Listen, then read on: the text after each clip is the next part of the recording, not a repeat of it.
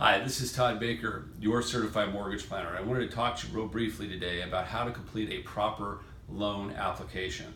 So we sent you a link that was entitled Getting Started, and it'll take you to my website, which is toddbaker.us.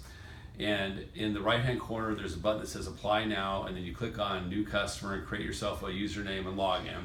And it'll take you to the pages to fill out your loan application. It's really super simple. The first thing to remember is we want you to use your full legal name. Full first name, middle initial, and last. And if you have a surname like junior or senior or second or third, put that in there as well.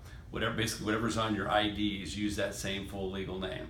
The next thing is we need a complete 2-year residence history. And so if you haven't lived at the same address for 2 years, continue and add back to at least cover a 2-year period. You don't need to go past that, but at least cover a 2-year period.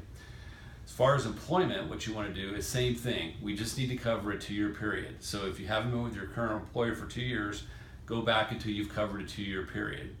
When it comes to your income, if you're a W-2 employee, it's do your best just to compute your gross income. That's how we're able to qualify it, with gross income. So if your salary, you just take your salary, divide that by 12.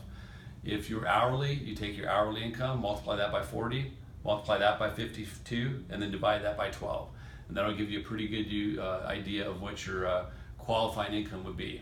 If you happen to be self-employed, either as a proprietor or if you get paid through a subchapter S, subchapter C, or L Corp, just put what you think your monthly income is, and we'll have to actually review your tax returns to determine what your qualifying income is in that ratio, but we can still do your initial credit analysis.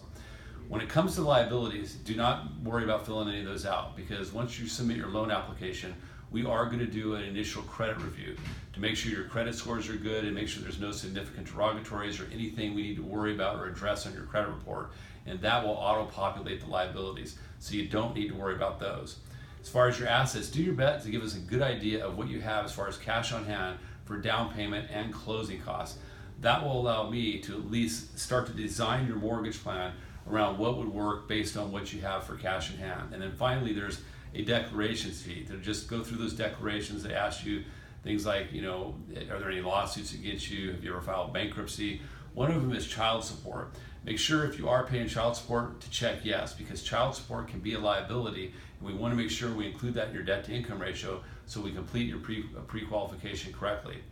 Once you do that, you'll hit submit, and within 24 hours, I will get a personal mortgage plan back to you with a streamlined homework list of the documents we need to check to fully pre-underwrite your file. Thank you so much, and have a wonderful day.